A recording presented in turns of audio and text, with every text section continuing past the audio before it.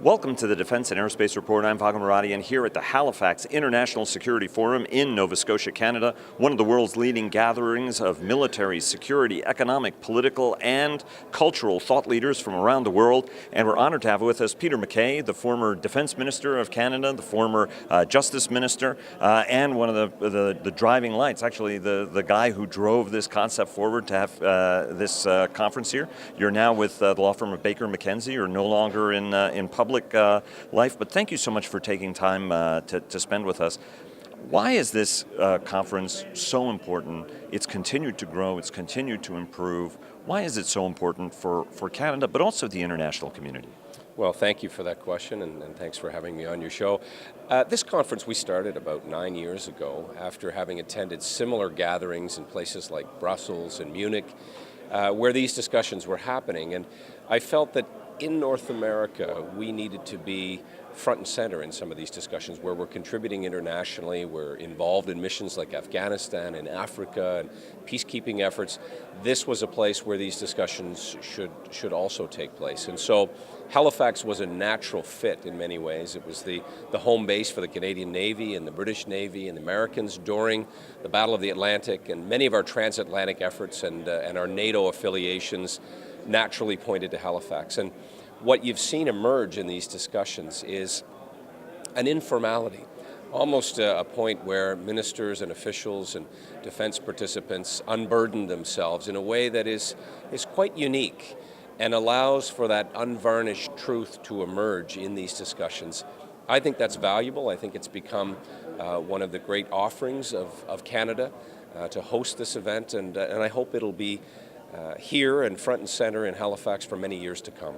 It's an extraordinary event. We're honored to be part of it, and I agree with you. It has a family feel to it that a lot of other events don't have. A distinctly Canadian feel from that standpoint, which is really welcome. Nova Scotia lobster that we serve up with great pride. Exactly. The Parade of the Lobsters is something always worth attending. What are some of the issues you're working on? You know, you have a young family. You decided to step away from the grind, the grueling grind that it was in office. The political change, I think, helped that a little bit. But what are some of the things that you're focused on right now? Because you've always been service-minded. Well, after 18 years in government, one of the things that you're prohibited from doing, obviously, is joining volunteer boards. So upon leaving office, I was in the Justice Department, and I wanted to pursue some of the child protection issues. So I joined a youth and child advocacy board, a movement in Ontario, and it's actually a national movement to do more to help kids who are abused sexually, physically, and also online. There's a lot of online exploitation that leaves children vulnerable. I joined the National Special Olympics Board. It's something that I've been doing for many years. I do work with Big Brothers Big Sisters. And finally, Wounded Warrior. My 6 years as National Defense Minister made me very familiar with their good work in supporting families and those in particular who are suffering from psychological as well as physical injuries as a result of their service. So those are passions, personal commitments that I've made. It still leaves time, although busy time, for a young family. I have a 4- and a 2-year-old. Right. But leading by example and giving back to the community, and these are important social causes that I feel very committed to. And you've got a lovely family at that. We saw them. We saw them last year here. Let me ask you. You know, the relationship with the United States and Canada is one of the warmest, closest, most important relationships. But it's under extraordinary pressure. There was the Bombardier decision. The softwood lumber issue is back again, and you can almost taste the palpable tensions now. The NAFTA negotiations and how that'll turn out. How concerning is that for you as a Canadian? Are you worried about the broader relationship and it fraying in some way that could be really, really bad for both countries? Well, I'll just pick up right where you left off. I think it is bad for both countries, frankly, that some of these tensions have emerged and bubbled very much into the public. You mentioned the Bombardier dispute, sanctions also against Canadian lumber companies. I shouldn't say sanctions as much as putting duties on softwood lumber. Given this close relationship, which I think you've described in a very articulate way, that is so enduring, and yes, it has ebbed and flowed and had its high points and low points, but it's solid, and it will remain solid. I think the government to government is but part of it. You have business associations, you have personal sports, all kinds of incredible affiliations that will remain strong. So it's a period in time. I am worried about the state of the NAFTA discussions that are ongoing.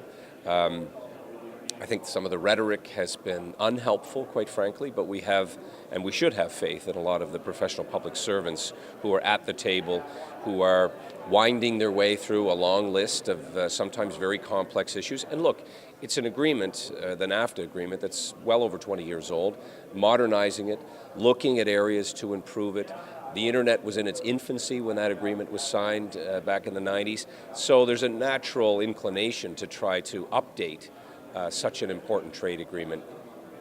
But you know, I have to emphasize with you and my American friends that we actually have a deficit when it comes to the trade relationships. And energy, if you pull energy out, that deficit gets bigger. So a lot of what has been heaped upon NAFTA writ large is really aimed at Mexico, in my estimation. That's not to say that we should separate ourselves or try to throw Mexico under the bus, but I think we need to keep the facts front and center in what we say publicly about the negotiation. There's more cows in Wisconsin than in all of Canada, so our supply managed system is not creating shortcomings in the American marketplace. And look, to make America great again, you need Canadian softwood lumber. I'd argue you need Mexican workers. So we need to really get back to the central discussions about how NAFTA has been an enormously successful, the biggest and most successful trade agreement between any three countries on the planet.